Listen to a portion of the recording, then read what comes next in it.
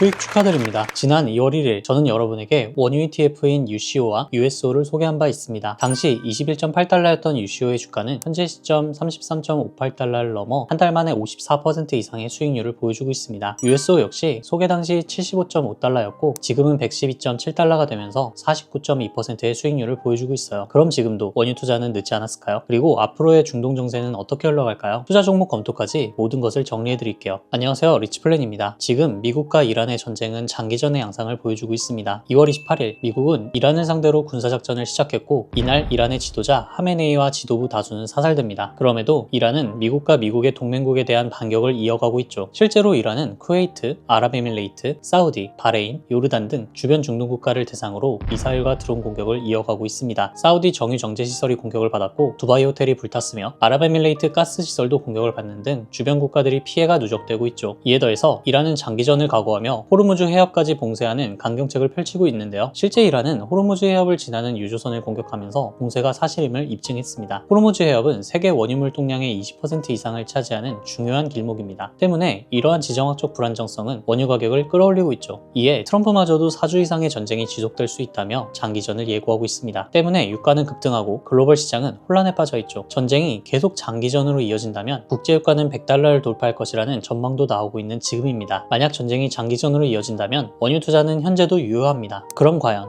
이 전쟁은 얼마나 지속될까요? 이것을 알기 위해 우리는 양국의 군사력과 전쟁 능력을 살펴봐야 합니다.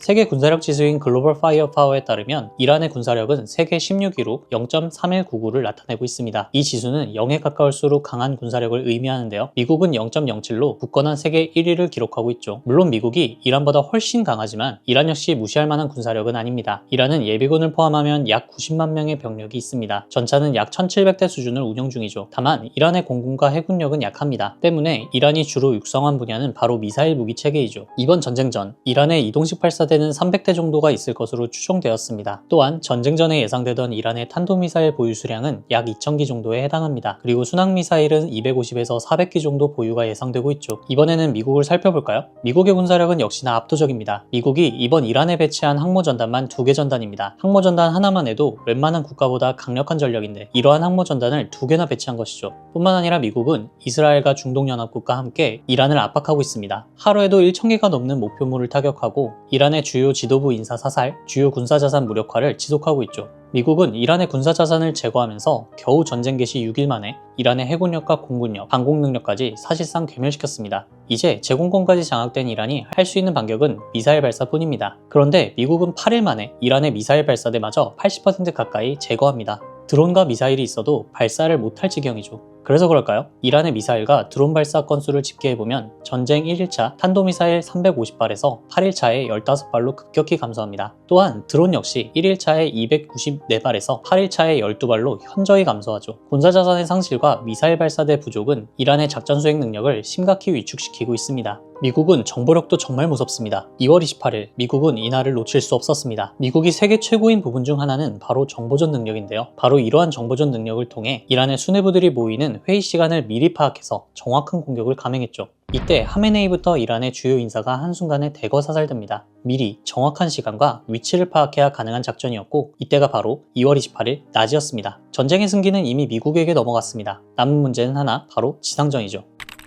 이번 전쟁의 관건은 결국 지상전에 있습니다. 아무리 미국이 폭격과 미사일 공습으로 이란 군사력을 무력화시키고 제공권을 장악해도 이란 정부가 무너지진 않습니다. 때문에 지상전이라는 과제가 남아있죠. 문제는 이란이 천연유세라는 점이 있습니다. 지상전 투입이 쉽지 않죠. 그리고 구식무기 체계일지라도 90만의 이란군과 지상군 무기가 여전히 많이 남아있습니다. 미국이 섣불리 지상전을 진행하면 과거 이라크전과 같이 장기전의 늪에 빠져들 수 있죠. 그래서 신중할 필요가 있습니다. 특히 선거를 앞두고 미국 전사자가 늘어나는 것은 트럼프에게도 큰 부담이 됩니다. 그래서 트럼프는 이란 내의 내부 분열과 내전을 원하고 있습니다. 이란에게 탄압을 받던 소수민족인 쿠르드족에게 무기를 줄 테니 싸워라 라고 요청하고 있죠. 그리고 쿠르드족은 미국의 지원을 받아 진격을 시작했다는 보도가 나오고 있습니다. 결국 지금 전쟁은 장기전으로 흘러갈 수 있는 국면에 있습니다. 그렇다면 결론적으로 원유 투자의 전망은 어떻게 될까요?